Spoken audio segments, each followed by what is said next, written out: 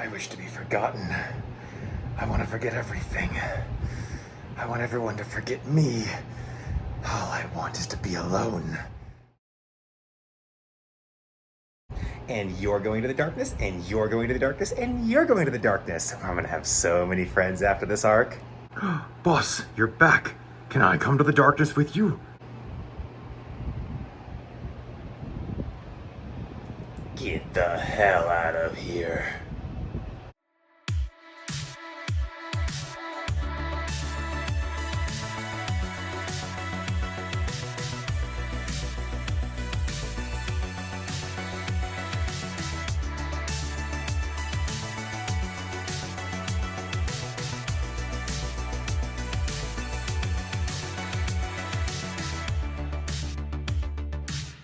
Hey guys, it's Cole from TCG Cardcast, and today I bring you my 40-card Fujiwara deck profile. So let's get into it. So Yusuke Fujiwara has one of those anime decks that I love with all of my heart because it's just one of those fun, gimmicky garbage decks that just has a really cool theme, a really neat aesthetic, and a really unique mechanic about it, which obviously we'll get into later. Fujiwara is a neat character. I like the way that he was Ryo and Fubuki's best friend before, they fell to the darkness, and I just really like him as a character. I do wish he got explored a lot more in Season 4, but Season 4 was a little rushed, if you couldn't tell from watching it, but he's got a really cool deck, and I'm happy that we're actually finally getting it in the card game. And let's just get into it. Starting off with one single copy of the boss monster of this deck, Clear Vice Dragon. It is a level 8 dragon effect with 0/0. If this card attacks, it gains attack equal to twice the attack of the monster it battles until the end of the damage step. If this card attacks, it is changed to defense position at the end of the battle phase. When a card or effect is activated that would destroy this card, you can discard one card to negate the activation and destroy it. If this card would be destroyed by battle, you can discard one card instead. Now you might notice I did not clarify this card's attribute. That's because in the anime, these cards don't have an attribute. So, that's like the cool gimmick of this entire deck, is that they simply just don't have attributes. They are colorless monsters, if you will. Then we've got 3 copies of Clear Vicious Knight. It is an attribute-less level 7 warrior effect with 23/1100. If your opponent controls a monster, you can normal summon this card with 1 tribute. Once per turn during either player's turn, if you control no other cards and have no cards in your hand, you can have this card gain attack equal to their original attack of the one face-up monster your opponent controls with the highest attack until the end phase. So this is just kind of like a big beat stick monster if you really, really need it. Then we got 3 copies of Clear Rage Golem, another attribute-less level 4 rock with 16/18. When this card makes a direct attack and inflicts battle damage to your opponent, inflict 300 damage for each card in your opponent's hand. Then we've got 3 copies of Clear Phantom, an attribute-less level 3 fiend with 12/8. If this card is destroyed by battle, destroy one monster your opponent controls, then send the top 3 cards of your opponent's deck to the graveyard. And the last 3 monsters in this deck we have are 3 copies of Clear Cube, an attribute-less level 1 machine with 0/0. When this card is removed from the field, except when it is distributed, you can special summon a Clear Cube from your hand or deck. It's one of those monsters that continues to recycle itself over and over again. On to the spells we have. This is just such a cool addition to this dumb, attribute-less gimmick these monsters have. The field spell Clear World. Each player gains the following effects based on the attributes of the monsters they control. Light, play with your hand revealed. Dark, monsters you control cannot declare an attack. Earth, once per turn, destroy one monster you control. Water, during your end phase, discard one card. Fire, during your end phase, take 1,000 damage. And wind, you cannot activate spell cards. Obviously, this would be a huge problem for any deck to play against and for any deck to play with, but your colorless cards are, they're colorless. They don't got no attributes. So you, as long as you're using only clear monsters, are immune to the effects of pretty much every lockdown spell / trap in this deck. We have 3 copies of Clear Wall. It's a continuous spell. If a clear world is not face up on the field, destroy this card. Attack position clear monsters you control cannot be destroyed by battle. All battle damage less than 1,000 you would take from battle involving a clear monster you control becomes 0. If you would take 1,000 or more damage from a battle involving a clear monster you control, you can destroy this card instead. Just a great battle spell for this deck. Then the last clear card in this deck is Clear Sacrifice. Reveal 1 level 5 or higher clear monster in your hand. Remove from play clear monsters from your graveyard equal to the number of monsters needed to tribute summon the revealed monster. You can normal summon that monster without tribute this turn. It's a lot like Necro Sacrifice from the Arcana Force deck. Then we've got a couple of cards that, again, it's just part of Fujiwara's anti-attribute strategy. We have 2 copies of Attribute Mastery.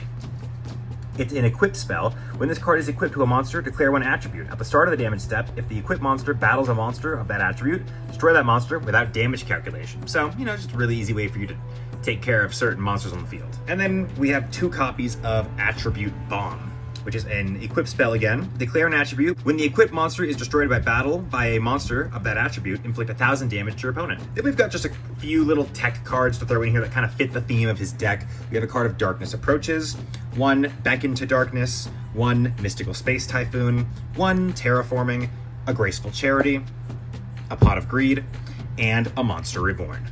On to the traps, we have 1 copy of Attribute Chameleon. It's a continuous trap. Once during your opponent's turn, you can select 1 face-up monster your opponent controls and declare 1 attribute. That monster's attribute becomes the declared attribute until the end phase. We have 1 copy of Attribute Gravity, another continuous trap. If there are face-up monsters of the same attribute on both players' fields, any monsters able to attack must attack monsters of the same attribute.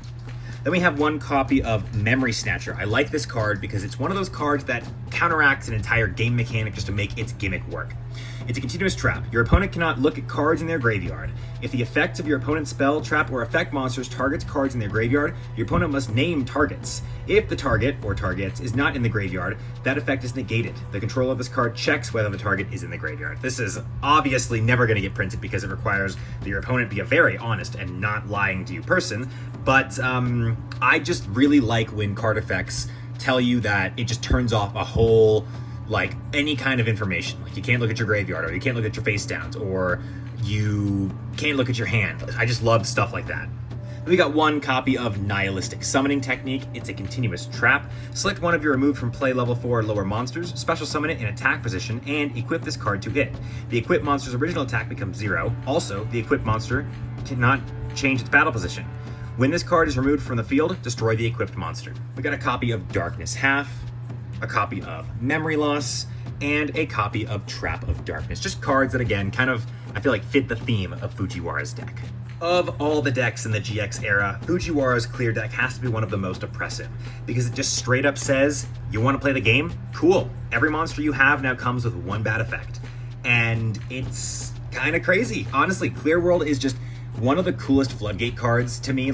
I know a lot of people don't like Floodgates, and I don't like them either, but I feel like Clear World is such a unique take on Floodgates, especially because it comes from a deck where it only really works with the cards in its deck, because otherwise you're also dealing with said effects. Now, in the real world, all of the clear monsters just say that they're just dark monsters and they're unaffected by the effects of Clear World. And I believe in the Japanese anime, the monsters are the same. They're dark monsters that just say they are unaffected. But I chose to make them attributeless monsters because I feel like that just makes their gimmick so much more entertaining to look at, because it's like they don't have attributes. It's so cool.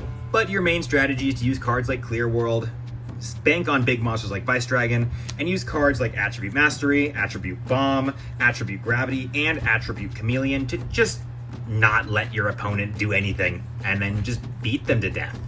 While all of Fujiwara's clear cards finally got printed and are now in the game, and we've had Clear Vice Dragon and Clear World for the longest time, this deck is mostly buildable. It requires you play a lot of really inconsistent 3-ofs. It requires you kind of just build this deck to be like, it's not going to look right when it's all fanned out, but when I'm playing it, it'll feel right.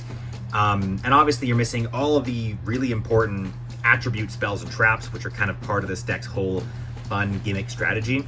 But if you just wanted to build a clear deck, you'd be building a Fujiwara deck, because that's all the only cards he played that are printed right now. So do with that what you guys will. That was my 40-card Yusuke Fujiwara deck profile. If you guys enjoyed it, hit the button in the center of the screen to subscribe on the spot. Go down into the comment section to tell me what you guys want to see next. And go down into the description, check out the link to our Discord and the link to the other character deck profiles. This has been Cole from TCG Cardcast. Peace out, guys.